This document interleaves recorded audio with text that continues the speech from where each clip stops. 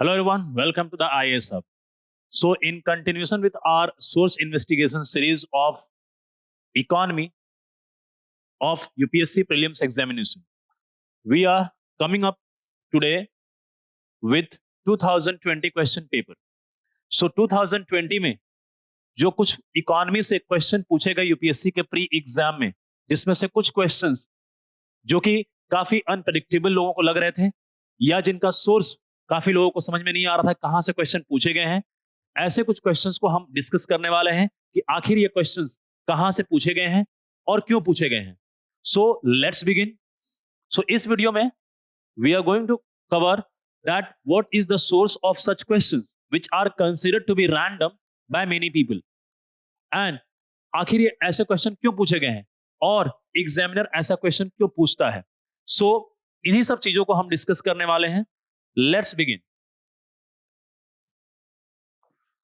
सो सबसे पहले first question जो पूछा गया था 2020 में, इसमें से पहला क्वेश्चन है, if another global financial crisis happens in near future which of the following action or policies most likely to give some immunity to India. Means अगर ग्लोबल फाइनेंशियल क्राइसिस होता है नियर फ्यूचर में आने वाले समय में, तो इंडिया इसमें से कौन सा एक्शन लेगा जिससे इंडिया के ऊपर कोई असर नहीं पड़ेगा. क्योंकि 2008 में हमें पता है कि यूएस में सब प्राइम क्राइसिस आने की वजह से ग्लोबल फाइनेंशियल क्राइसिस आया था और इसीलिए क्वेश्चन पूछा जा रहा है कि अगर ऐसी ही क्राइसिस अगर फ्यूचर में आती है तो इंडिया किस तरीके से इससे बच सकता है.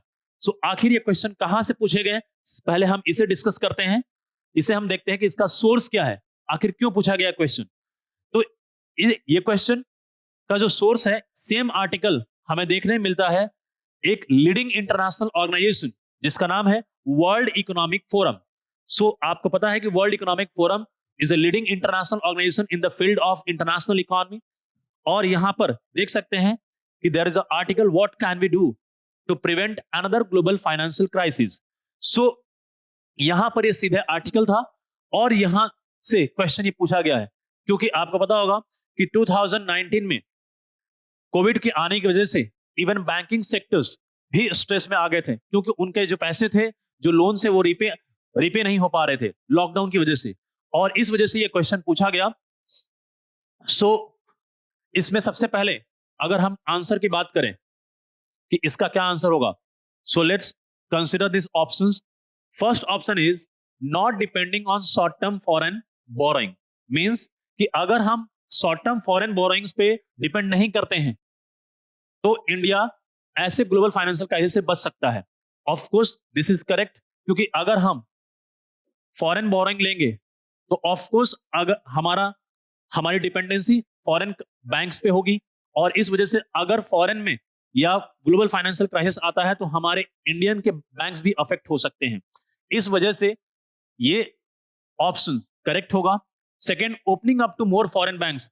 अगर हम फॉरेन बैंक्स को और ज्यादा से ज्यादा इंडिया में ओपन करें तो इससे क्या होगा, हमारी डिपेंडेंसी फॉरेन बैंक से बढ़ेगी. तो अगर फॉरेन में अगर कोई या ग्लोबल लेवल पे अगर फाइनेंशियल क्राइसिस आती है तो यहां के इंडियन इकोनॉमी भी अफेक्ट होगी and that is why such action is not desirable. And third is maintaining full capital account convertibility. Capital account क्या होता है कि जो भी हम फॉरेन से इन्वेस्टमेंट आता है या फॉरेन से हम बोरोइंग करते हैं वो बैलेंस ऑफ पेमेंट के कैपिटल अकाउंट में आता है. सो अगर हम फुल कैपिटल अकाउंट कन्वर्टिबिलिटी करते हैं मींस हम जितना चाहे अनलिमिटेड फॉरेन इन्वेस्टमेंट अलाउ करें या अनलिमिटेड फॉरेन बोरोइंग अलाउ करें, तो इससे क्या होगा कि हमारी डिपेंडेंसी फॉरेन करेंसी पे या फॉरेन इंस्टीट्यूशन पे बढ़ेगी और जिससे अगर ग्लोबल फाइनेंशियल क्राइसिस आता है तो इंडियन इकोनॉमी भी अफेक्ट हो सकती है. इसलिए हम ये नहीं कर सकते हैं. So only first option is correct and that is why this answer will be correct, A. सो इसी तरीके से हम और क्वेश्चन डिस्कस करते हैं कि आखिर ये क्वेश्चन कहां से पूछे गए और क्यों पूछे गए. So second question is which was asked in 2020 was regarding gold tranche, that is reserve tranche, refers to gold tranche और reserve tranche क्या होता है. So हमें पता है कि gold tranche और reserve tranche is basically a part of forex reserve. Forex reserve में चार चीजें आती हैं. One, foreign currency asset, that is foreign currency and foreign government securities. Second, gold. Third, SDR, that is special drawing rights. And fourth is reserve tranche position, that is gold. उसे ही हम कहते हैं gold tranche position. So basically ये question के source की अगर हम बात करें तो यहां पर हम देख सकते हैं IMF, इंटरनेशनल मॉनेटरी फंड के इस बेसिकली लिंक पर यहां पर दिया गया है रिजर्व ट्रांच पोजीशन के बारे में, that what is reserve tranche position. और यहां पर बोला गया है कि that reserve tranche represents the members unconditional drawing right on the IMF. Means जितना रिजर्व ट्रांच होता है, कोई भी कंट्री जितना पैसा रिजर्व ट्रांच में रखा गया है उतना विदाउट एनी कंडीशन और विदाउट एनी इंटरेस्ट वो वहां से विड्रॉ कर सकती है और उसे यूज कर सकती है अगर उसके पास बैलेंस ऑफ पेमेंट क्राइसिस या फॉरेन करेंसी कम होते हैं. So reserve tranche is basically a portion of the required quota of currency which is kept with IMF and which can be utilized without any service fee or any conditions. So that means इसका अगर हम answer की बात करें, इसका क्या answer होगा? So its answer will be, this is a credit system granted by IMF to its members. So this will be the answer, that is D. Next question अगर हम डिस्कस करें कि नेक्स्ट क्वेश्चन कहां से पूछे गए और क्यों पूछा गया. सो लाइकवाइज एक थर्ड क्वेश्चन, जो तीसरा क्वेश्चन पूछा गया, which is regarding chemical fertilizers in India. With reference to chemical fertilizers in India, consider the following statements. So first option is, at present the retail price of chemical fertilizers is market driven and not administered by the government. सबसे पहले chemical fertilisers जो question पूछा गया, ये आखिर इसका source क्या था, कहां से क्वेश्चन आया और इसका हम आंसर कहां से कर सकते हैं. सो इसका आंसर गवर्नमेंट के ही source, that is PIB. PIB में यहां पर सीधे यहां पर ये नोट आया था और PIB से सीधे यहां क्वेश्चन पूछे गए हैं केमिकल फर्टिलाइजर्स के बारे में. सो government is making available fertilizers, urea, phosphatic and potassium fertilizers at subsidized prices. That is, means government is basically deciding the price of chemical fertilizers. That means government is administering the price, and subsidy on these fertilizers is given under nutrient based subsidy scheme. So क्योंकि किसानों को fertilisers subsidise rate में मिल सके, ये government ensure करती है और इस वजह से गवर्नमेंट इसके प्राइसेस को रेगुलेट करती है. सो यहां पर PIB में ये बेसिकली इसका नोट्स था, इसका सोर्स है. सो अगर हम इसके आंसर की बात करें कि what will be the answer of such question, so first option is, at present the retail price of chemical fertilizers is market driven, means decided by market forces of demand and supply and not administered by the government, means government इसके prices को decide नहीं करती है. This is the wrong statement, क्योंकि अभी हमने देखा कि इसके prices को government decide करती है, means इसमें subsidy government देती है ताकि subsidized rate पे farmers को मिले. इस वजह से this statement is wrong. So अगर हम बात करें कि second option, ammonia which is an input of urea is produced from natural gas. So आखिर इसका आंसर क्या होगा? So yes, this is correct answer because ammonia is, of course ammonia use होता है यूरिया बनाने में और इसे हम प्रोड्यूस करते हैं नेचुरल गैस से.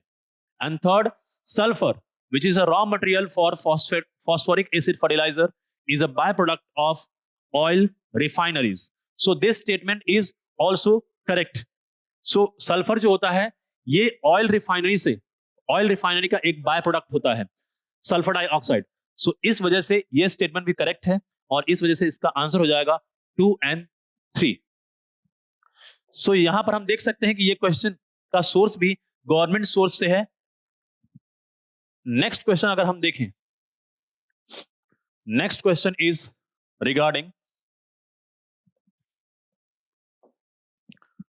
with reference to the international trade of India at present, which of the following statement is correct? So international trade off India की अगर हम पोजीशन की बात करें तो इसमें से कौन से स्टेटमेंट करेक्ट है? सो इसका अगर हम सोर्स देखें कि आखिर ये क्वेश्चन कहां से पूछा गया,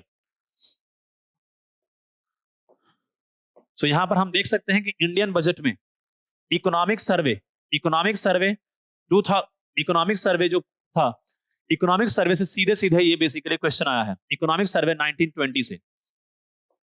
सो यानी इसका मतलब इकोनॉमिक सर्वे से अगर कुछ स्टेटमेंट पूछे गए हैं, सो दैट मींस कि इकोनॉमिक सर्वे इंपॉर्टेंट सोर्स बन जाता है। और इकोनॉमिक सर्वे गवर्नमेंट हर साल बजट के साथ रिलीज करती है, बजट से एक दिन पहले। सो यहां पर कुछ फॉरेन जो हमारे ट्रेड होते हैं उसके बारे में यहां पर डिटेल्स दिए गए हैं। यहां पर बोला गया है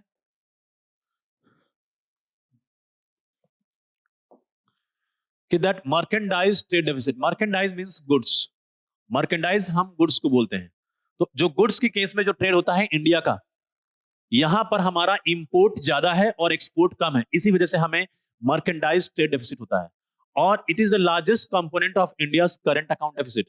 करंट अकाउंट डेफिसिट मींस मतलब कि हमारा इंपोर्ट के लिए पेमेंट ज्यादा है और हमें एक्सपोर्ट से पैसे फॉरेन करेंसी कम मिलती है, तो इस वजह से हमें करंट अकाउंट में डेफिसिट आती है। और करंट अकाउंट डेफिसिट में मर्केंडाइज ट्रेड डेफिसिट का कंपोनेंट ज्यादा है। ये इकोनॉमिक सर्वे में ही डेटा दिया गया है। उसके बाद अगर हम देखें दूसरा स्टेटमेंट, तो यहां पर अगर कमोडिटी वाइज इंपोर्ट की बात करें, so imports of iron, steel, organic chemicals, industrial machinery have registered a positive growth rate. मतलब इन सारे आइटम्स में इंक्रीज हुआ, इनके इंपोर्ट में इंक्रीज हुआ है इंडिया में between these years. And India net services is in surplus, मतलब इंडिया सर्विसेज के मामले में ज्यादा एक्सपोर्ट करता है, सर्विसेज एक्सपोर्ट ज्यादा करता है, इंपोर्ट कम करता है। लेकिन गुड्स के मामले में गुड्स इंपोर्ट ज्यादा करता है, एक्सपोर्ट कम करता है। एंड करंट अकाउंट डेफिसिट जो होता है, करंट अकाउंट डेफिसिट और ट्रेड डेफिसिट बेसिकली क्या होता है, it is the current account deficit is basically import payment is more than export payment. So और यहां पर बोला गया है कि करंट अकाउंट डेफिसिट जो है ये basically it is 1.5% of GDP in the year 2019-20 के फर्स्ट हाफ में। सो यहां पर अगर हम इसके आंसर के बारे में डिस्कशन करें कि इसका क्या आंसर होगा,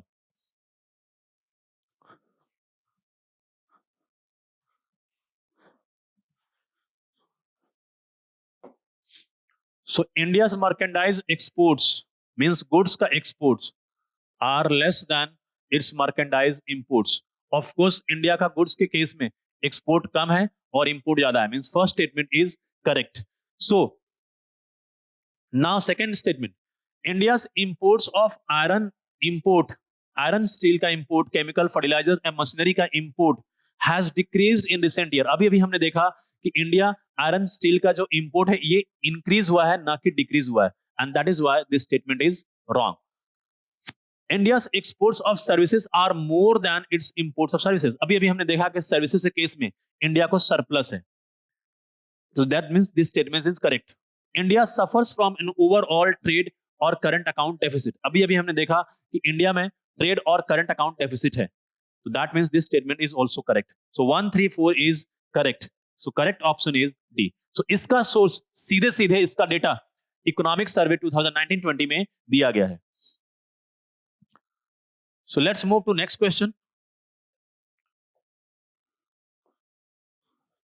कि ये क्वेश्चन कहां से पूछा गया।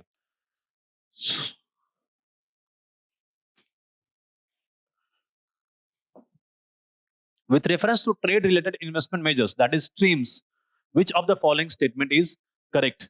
Trade related investment measures जो है इसके रिगार्डिंग में क्वेश्चन पूछा गया, तो आखिर इसका सोर्स क्या है? इसका सोर्स इज लाइक से फॉर एग्जांपल हम देख सकते हैं यहां पर WTO। सो WTO से सीधे क्वेश्चन पूछे गए हैं, WTO वर्ल्ड ट्रेड ऑर्गेनाइजेशन, यहां से सीधे सीधे ये बेसिकली क्वेश्चन आया है। और यहां पर हम देख सकते हैं कि there is a agreement on trade related investment measures, there is a agreement, this agreement negotiated during the Uruguay round and it applies only to measures that affect trade in goods, means it applies only in case of goods. मतलब अगर कोई भी trade rules या regulations अगर goods के trade को affect करता है तो ही सिर्फ ये ट्रिम्स अप्लाई होगा, otherwise it will not apply. And certain investment measures that can have a trade restrictive and distortive effects, it states that no member shall apply a measure that is prohibited by the provisions of general agreement on tariff and trade. Means ऐसा कोई भी investment measures नहीं लिया जाएगा जो क्या करे, जो बेसिकली ट्रेड को डिस्टॉर्ट करे या ट्रेड को रिस्ट्रिक्ट करे. तो इस तरीके से हम यहां पर देख सकते हैं कि इसका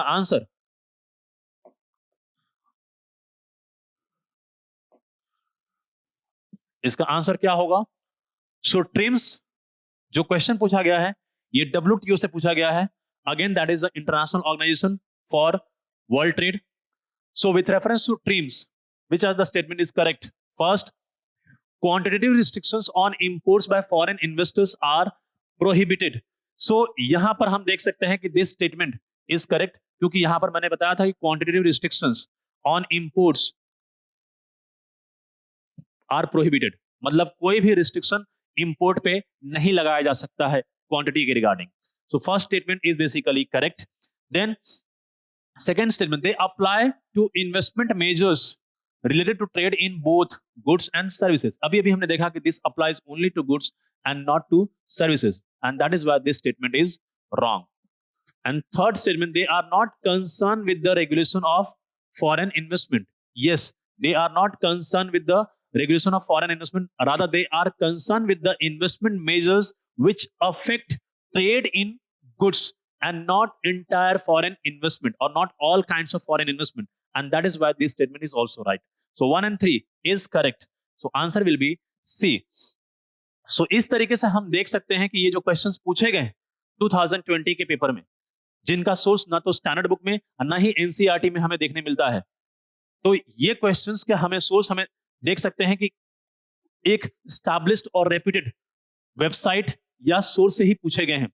और इस तरीके से हम ऐसे क्वेश्चंस को भी इजीली टैकल कर सकते हैं. ये कहीं से भी रैंडमली क्वेश्चन नहीं पूछे गए हैं. So thank you, and in the next video we will discuss about the 2019 question paper. Thank you.